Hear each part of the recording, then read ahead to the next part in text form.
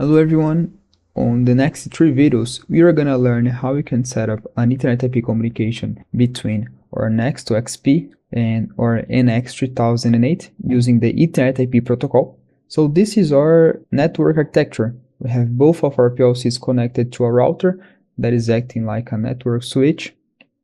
So here on the NX3008 project, to work with the Ethernet IP protocol, we must add an Ethernet IP interface to the network port that you're going to use. In our case, will be Net1. So right-click on your Net1 port and add a new device. This device will be inside of your field buses and Ethernet IP, and select the Ethernet IP interface.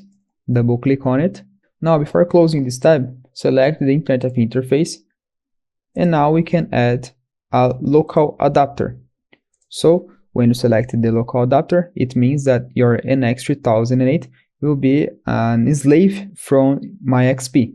Double click on the network adapter, select the Ethernet IP adapter, and add an Ethernet IP module. Okay, now you can close this tab and enter in the Ethernet IP module.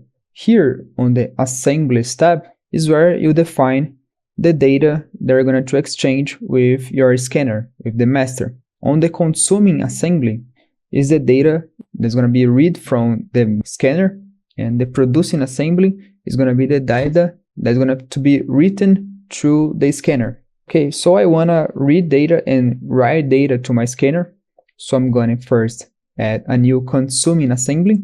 As this is a consumed data, NX3008 will be read this data from the scanner. So I'm going to call this assembly NX3008 underscore reads.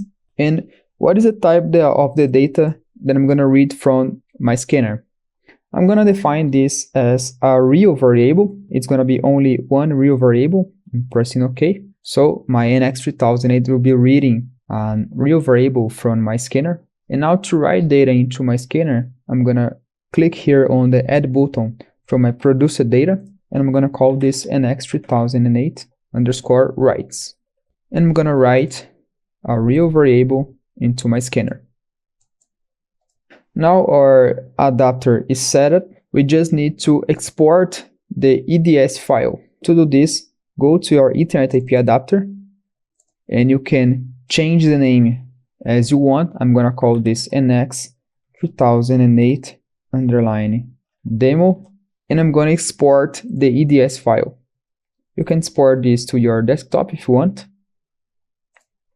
So in the next video, we're going to see how we can set up on the side of my scanner.